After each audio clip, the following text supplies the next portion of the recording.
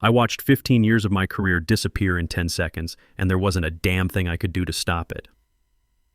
The projector was still running when my security badge went from green to red. I thought it was just another system glitch at first. You know how corporate tech works, always breaking down when you need it most. But then every screen in the boardroom went dark, and I saw Scarlett Whitfield straighten her designer blazer. "Caleb will be transferring full ownership of Quantum Shield to Apex Dynamics," she announced like she was ordering lunch. "Effective immediately. I'm Caleb Morrison, 48 years old, and I just got schooled by a 31-year-old MBA who thinks coding is something her assistants do." Quantum Shield wasn't just software. It was the cybersecurity framework protecting half the Defense Department's classified networks. The system I'd built from scratch since I started at this company 15 years ago. Every line of code, every security protocol, every backup system, all mine. Now this kid was claiming it like she'd invented the internet herself. Nobody spoke. Not Maxwell Whitfield, the CEO and her grandfather, not the legal team sitting there with their expensive suits and useless law degrees. Not even the project managers who'd built their whole careers riding my coattails. I closed my presentation, shut down my tablet, and gathered my notes. My hands weren't shaking. Not yet. Scarlett finally looked at me with those cold blue eyes. "You'll receive official termination paperwork within the hour," she said, sliding a folder across the polished table. "Thank you for your foundational contributions." Foundational contributions. Like I was some intern who'd helped organize the supply closet. I signed the termination form without reading it. What was the point? But before I walked out, I stopped at the door and turned back. "Scarlett," I said, keeping my voice steady, "have you read Section 18.7 carefully?" The company's chief counsel, same guy who'd helped me write that section back in 2015, suddenly found his shoes really interesting. Scarlett just stared at me like I was speaking Chinese. I smiled once. The kind of smile you give someone right before their world falls apart. Then I walked out. The elevator ride felt like a funeral march. 15 years at Apex Dynamics, and now my badge wouldn't even get me past the lobby turnstiles. I had to wait for someone else to swipe me through like some random visitor in my own building. My office still smelled like burnt coffee and the ozone from my personal servers. The walls were covered with patents, system diagrams, and photos from the early days when we actually thought we were changing the world. On my desk sat the framed certificate for Quantum Shield's original patent filing. My name right there in official government print. I started packing. Not rushing. That would have felt like admitting defeat. The white lab coat behind my chair went into the box first. Still had coffee stains from last week's all-nighter debugging the authentication protocols. Then the personal stuff. Family photos, Sarah's acceptance letter to medical school, the world's best dad mug Linda bought me when I made senior VP. Linda. I'd have to call her soon, explain how our carefully planned financial future just got torpedoed by corporate politics. Sarah's medical school tuition, $60,000 a year. Linda's cancer follow-up treatments, another $2,000 monthly, even with insurance. The mortgage we'd been paying for 20 years. All of it suddenly hanging by a thread because some spoiled brat thought she could steal 15 years of my work with a boardroom announcement. As I packed, my computer chimed with a notification I'd hoped I'd never see. Section 18.7 Verification Protocol active. I stared at the screen, remembering the day I'd buried that little piece of insurance in our contract template. It was 2015, right after the company went public and Maxwell started talking about modernizing our intellectual property framework. Corporate speak for figuring out how to screw the people who actually built this place. Garrett Williams, Apex's founder, used to say innovation requires integrity. But Garrett retired 5 years ago, and the new regime preferred words like streamline, optimize, and monetize. They'd forgotten that real value wasn't in the paperwork. It was in understanding how the systems actually worked. I closed the laptop and headed home with a cardboard box that contained 15 years of my professional life. That evening, I sat in my kitchen while Linda made dinner. After 23 years of marriage, she could read me like source code. "How was work?" she asked, not really looking up from the stove. "I got fired." She stopped stirring and turned around. "What happened?" Scarlett Whitfield decided she wanted to own Quantum Shield. Apparently building something from scratch doesn't matter if you can't play corporate politics. Linda sat down across from me, reaching for my hand. What does this mean for us? I looked at Sarah's tuition bill on the counter. Linda's medical insurance through my job, our retirement savings that were supposed to kick in when I turned 55. I don't know yet, I admitted, but I might have a backup plan. That night, I couldn't sleep. I kept thinking about Section 18.7, buried in every major contract Apex had signed since 2015. It was a simple fail-safe. Any transfer of intellectual property required dual verification between our internal systems and the Federal Patent Registry. Without both signatures, ownership automatically reverted to the original creator. I'd written that clause after watching too many brilliant engineers get screwed by boardroom politics. If someone ever tried to steal what I'd built, the system would remember who really created it. The next morning, I watched Scarlett's press conference from a coffee shop downtown. There she was, standing behind Apex's podium like she owned the world, announcing that Quantum Shield was now fully under company control. She looked so confident talking about next-generation cybersecurity and strategic intellectual property acquisition. The reporters were eating it up.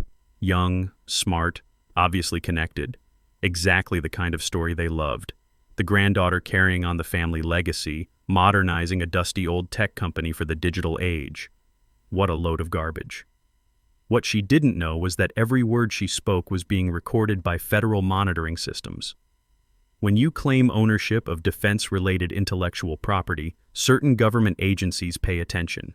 And when your paperwork doesn't match the official patent registry, they pay very close attention. My phone buzzed during her speech. Unknown number.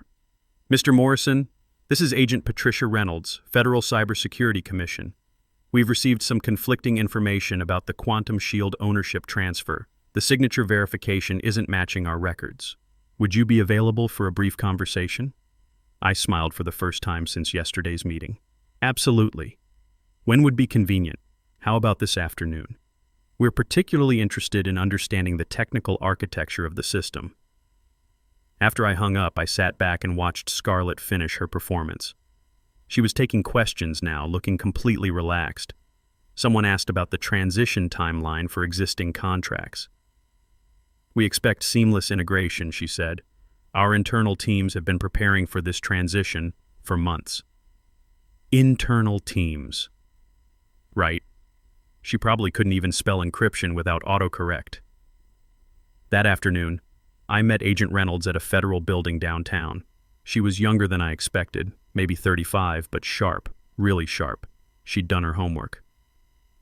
Walk me through the original patent filing, she said, pulling out a thick folder. Specifically the verification protocols you embedded in the system architecture. For the next 2 hours, I explained how Quantum Shield worked. Not the marketing nonsense that Scarlett had spouted, but the real technical details. How the authentication layers prevented unauthorized access. How the backup verification systems cross-referenced multiple databases. How every single component required specific credentials that only I possessed. So if someone tried to transfer ownership without proper authorization, Agent Reynolds said slowly, what would happen? The system would reject the transfer and flag it as a security breach. Everything would lock down automatically to prevent unauthorized access to classified networks. She nodded and made a note. And Ms. Whitfield's signature yesterday, did that include the proper authorization codes? No, it couldn't have. She doesn't have access to them. Interesting. Agent Reynolds closed the folder. We'll be conducting a full audit of the transfer documentation. In the meantime, I'd suggest you avoid any public statements about this situation. 3 days later, I was sitting in my car, outside Apex Dynamics at 5:30 a.m., watching the sunrise paint the building golden. My laptop was open on the passenger seat, showing a simple interface I'd built years ago but never thought I'd actually use. The Sunrise Protocol. I'd named it that because the best time to execute a failsafe is at dawn, when most corporate executives are still asleep and the overnight systems have had time to process all the previous day's transactions. By the time anyone realized what was happening, it would be too late to stop. At exactly 6 o'clock a.m., I entered my authentication code and hit execute. The system kicked in immediately, connecting to verification nodes I'd embedded throughout our network infrastructure. First, it checked the Federal Patent Registry, then it cross-referenced the original contract signatures. Finally, it compared the biometric data from Scarlett's ownership claim with the authorized user database. Mismatch detected, initiating ownership reversal. Inside the building, I could see lights starting to flicker. Not a power outage, something much more precise. Every server connected to Quantum Shield was receiving the same message. Unauthorized transfer detected, reverting to original owner. By 6:15, every Apex-controlled account tied to our defense contracts had been frozen. By 6:30, the Federal Cybersecurity Commission was executing search warrants. By 7 o'clock, trading in Apex stock had been halted pending investigation. I drove home and made coffee while I watched the news coverage. Scarlett was on every channel, looking considerably less confident than she had 3 days ago. The reporters were asking different questions now.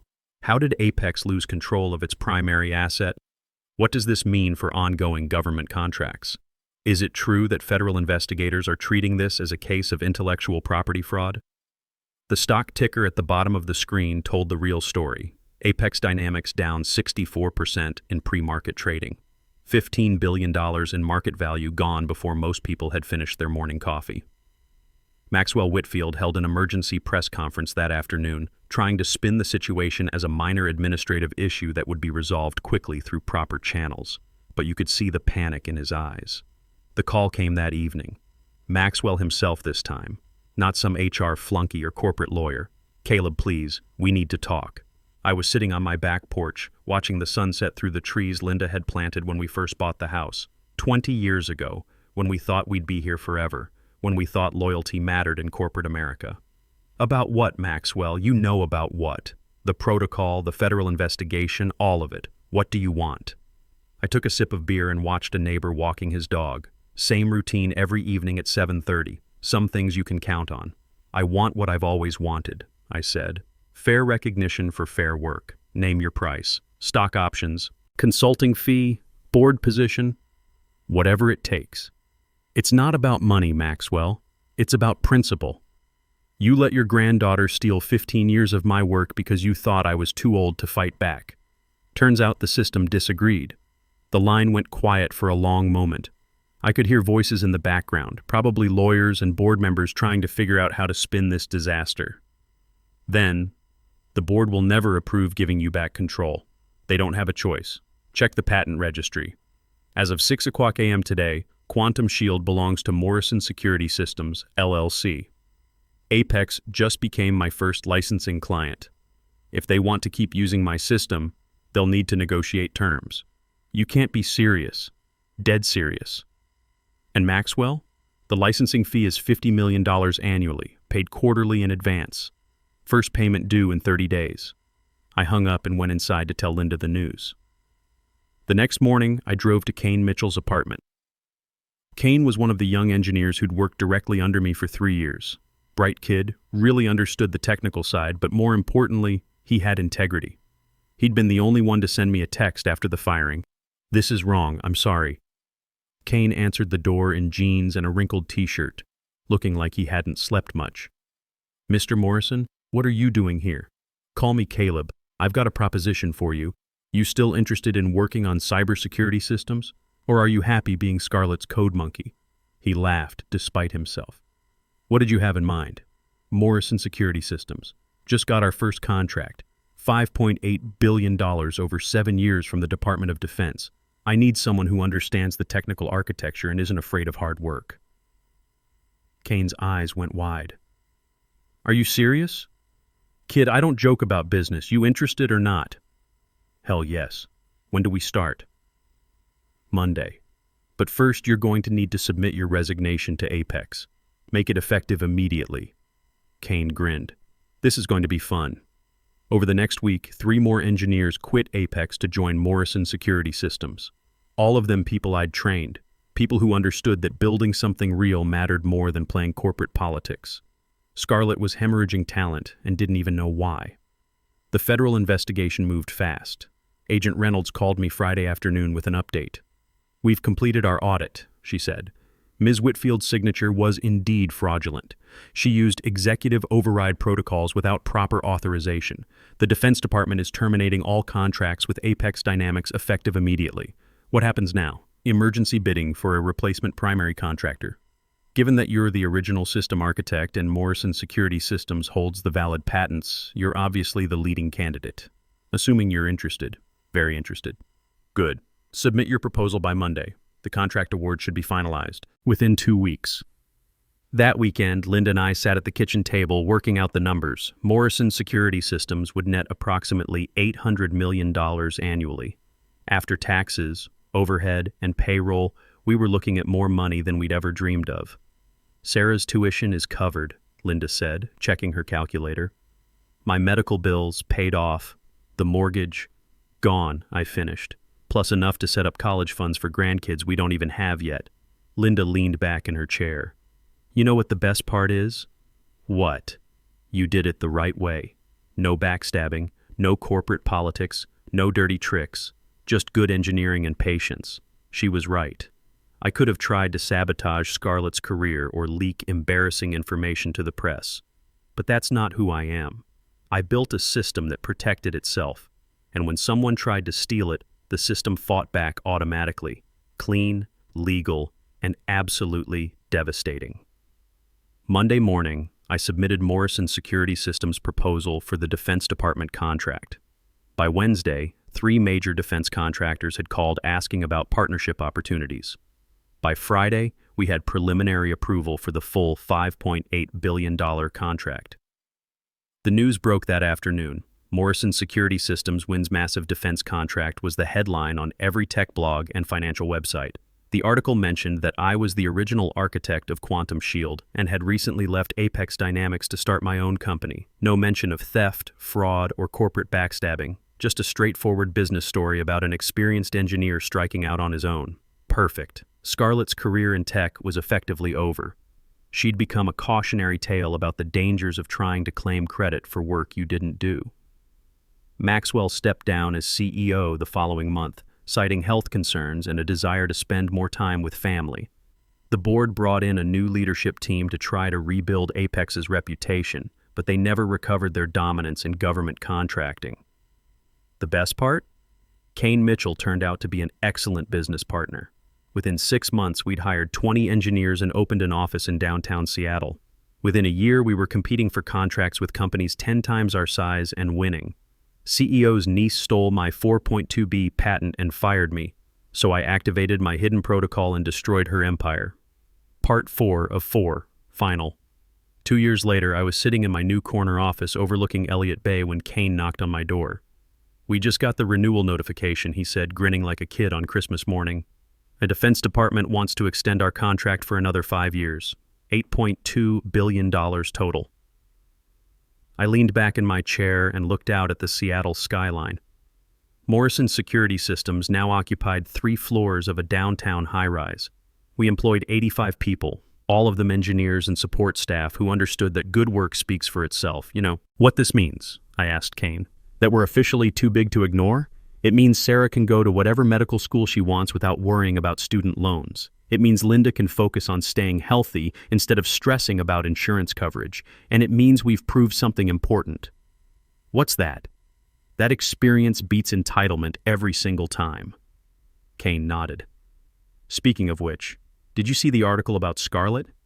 I hadn't, but Kane pulled it up on his tablet. Scarlett Whitfield had taken a job as a digital transformation consultant for a mid-sized marketing firm in Portland. The article mentioned her extensive background in technology leadership but didn't specify any actual accomplishments. She was 33 years old and already a cautionary tale. Think she learned anything? Kane asked. Probably not. People like that usually don't. They just find new ways to blame everyone else for their failures. My assistant buzzed in. Mr. Morrison, there's a call for you on line 2, says it's personal. I picked up the phone. Caleb Morrison. Caleb, it's Garrett Williams. I sat up straight.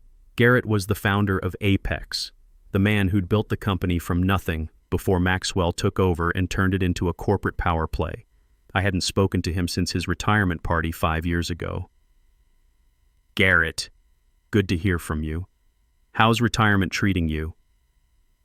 Well enough. Listen, I called because I wanted to tell you something.